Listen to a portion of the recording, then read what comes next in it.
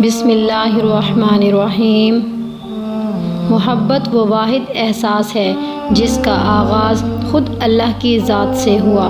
فجر اللہ سے محبت کا آغاز ہے۔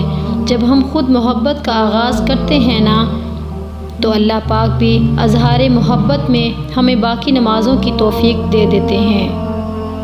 جن کو چاہت ہوتی ہے وہ انہیں ہی اپنی طرف بلاتا ہے۔ پھر یوں رفتہ رفتہ محبت کا یہ سلسلہ تہجد تک پہنچ جاتا ہے۔ تہجد تو پھر ملاقات ہے اللہ سے۔ پھر جب اس سے ملاقات ہو جائے تو انسان مکمل ہو جاتا ہے۔ یوں اللہ کی محبت انسان کو مکمل کر دیتی ہے۔ اکثر ہماری غرض ہی ہمیں اللہ تک لے جاتی ہے۔ اس کو تو یہی بات بہت پسند ہے کہ میرے بندے نے مجھ تک پہنچنے کی کوشش تو کی،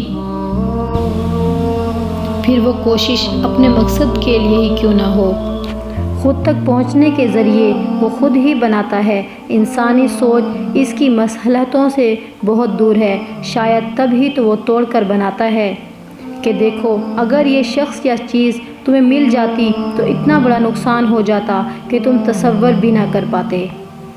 وقتی طور پر سب کو تکلیف ہوتی ہے، جذبات کی توہین ہو تو انسان ٹوٹ جاتا ہے، تھک جاتا ہے، مگر آہستہ آہستہ سب سمجھ آنے لگتا ہے، مصلحتیں سب ہی سمجھ آنے لگ جاتی ہیں اور اس کے فیصلے پر یقین آنے لگتا ہے۔ اس کی ذات بہت وسیع ہے اور اس کے فیصلے ہمارے فیصلوں سے بہت بہتر ہیں۔ تڑپ جب دل میں اترتی ہے تو دل رات کے آخری پہر میں اللہ کو ڈھونڈنے لگتا ہے۔ جانتے ہو وہ اپنی تلاش کی طلب لگاتا ہی تب ہے جب وہ چاہتا ہے کہ میرا بندہ مجھ تک پہنچ جائے۔ پھر ملاقات کا لمبا سلسلہ چلتا ہے۔ کبھی آنسو بہائے جاتے ہیں تو کبھی بے بسی سامنے رکھی جاتی ہے۔ پھر تکلیف سے کانپتا ہوا انسان جب سجدے کی حالت میں اللہ سے ہم کلام ہوتا ہے، تب عشق کی ساری حدیں ٹوٹ جاتی ہیں، نہ فاصلوں کی ہوش رہتی ہے اور نہ ہی اپنی بس۔ پھر روح میں اللہ سما جاتا ہے۔ جب تم اس تک پہنچ جاتے ہو وہ انہی دعاؤں کو وسیلہ بنا دیتا ہے جن کی قبولیت کا تمہیں گمان بھی نہیں ہوتا۔ وہ جسے چن لیتا ہے اسے پاک کر دیتا ہے۔ کس چیز سے پاک کبھی سوچا ہے؟ وہ کیسے پاک کر دیتا ہے؟ اپنے سوا ہر اس چیز سے جو تمہارے اور اس کے درمیان میں حائل ہے۔ وہ یوں تمہاری دعاؤں کو ہر اس رکاوٹ سے پاک کر دیتا ہے جو کن کا راستہ روکے کھڑی ہوتی ہیں۔ اور پھر وہ ہوتا ہے جو نہ کسی نے سنا ہوگا اور نہ ہی دیکھا ہوگا۔ اگر درد رات بھر سونے نہیں دیتا تو جان لو کہ وہ منتظر ہے تمہارا۔ ابھی بھی اس کو تمہاری دعاؤں کا انتظار ہے۔ مانگ لو، ہو سکتا ہے وہی مل جائے جو تم چاہتے ہو۔ ابھی بھی قبولیت کی گھڑی باقی ہے۔ ابھی بھی تہجد کا پرہ مقدر پر بھاری ہے۔ ابھی بھی تمہارا مقدر بدلا جا سکتا ہے۔ اگر وہ چاہے تو اس چیز کو تمہارے لیے وسیلہ بنا دے۔ اللہ چیزوں کو تمہاری نظر میں ناممکن بنا کر تمہیں خود تک لاتا ہے تاکہ تم اسے مناؤ، اور التجا میں دعائیں وہ کبھی خالی نہیں جاتی۔ اور اس کی چاہت بس اتنی سی ہے کہ تم اسے ترجیح اول رکھو۔ پھر وہ اسے اول رکھتا ہے، اسے وہ عروج، آزمائشیں سب سے بے نیاز کر دیتا ہے۔ وہ جس کا نام الخبیر ہے یعنی خبر رکھنے والا، پھر وہ کیسے تمہاری سستیوں سے بے خبر ہو سکتا ہے؟ وہ جس کا نام الودود ہے یعنی محبت کرنے والا، پھر وہ کیسے تمہاری محبت کی لاج نہیں رکھے گا؟ وہ جس کا نام الوکیل ہے یعنی کام بنانے والا، پھر وہ کیسے اپنی کہانی ادھوری رہنے دے سکتا ہے؟ وہ جس کا نام المتین ہے یعنی طاقت والا، پھر وہ کیا تمہیں کمزور رہنے دے سکتا ہے؟